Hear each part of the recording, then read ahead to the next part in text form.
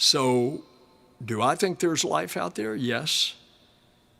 I cannot limit this universe to be just here. So, DNI Haines, on this topic of life out there, you issued an extraordinary preliminary assessment in June on unidentified aerial phenomena, is the new term of art. To summarize that report, you studied 144 reports from U.S. government sources. 80 had multiple sensors that had made the identifications. In 18 of these instances, observers, I'm quoting, reported unusual UAP flight characteristics. You sorted these into 5 different bins. The last call just other. I want to ask you to share with the audience your takeaway after the completion of that report and what your own view is as you look at the evidence. Yeah, I mean, I think the bottom line is that we don't understand everything that we're seeing, and that's probably not surprising to anybody in many respects. But it was a report that really, Congress asked us to produce a report that assessed what we saw as the threat, essentially, from unidentified aerial phenomena, and what our sort of best understanding was of the different reports that we had identified. And it stretched over from, I think, 2004 through to 2021, the different reports that you indicated, 144 of them. And we had different categories, as you said. So one of them was airborne clutter, another was natural phenomenon, another was foreign adversaries, a fourth one was related to sort of US government or industry developmental programs, and then the fifth one was other.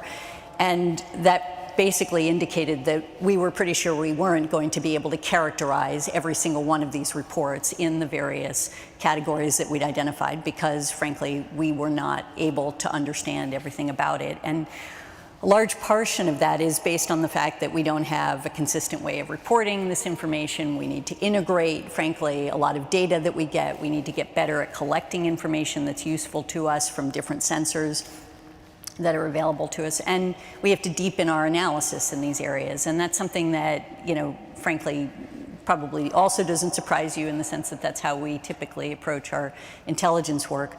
And the main issues that Congress and others have been concerned about are basically safety of flight concerns and counterintelligence issues. But of course, there's always the question of, is there something else that we simply do not understand that might come extraterrestrially? Let me just ask a follow-up question. I'd love to hear your comments about what the tradecraft of UAP detection is. How we'll know what we know. How would we know if we were being observed, for example? That's, I find, a question people pose to me often in the weeks before this session. What is the tradecraft?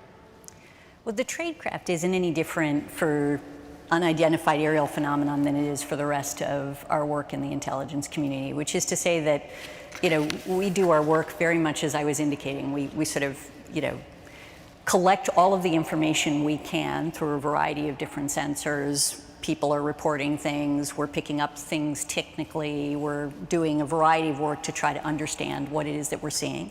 We are then taking other information that we have to determine, is it something that we know about in that area? Is there some other reporting that we might not normally think of as being connected? And then we do our analysis as we normally would to sort of say, okay, put it into context. What are the likely possible options? How do we characterize it, bucket it, and think about it?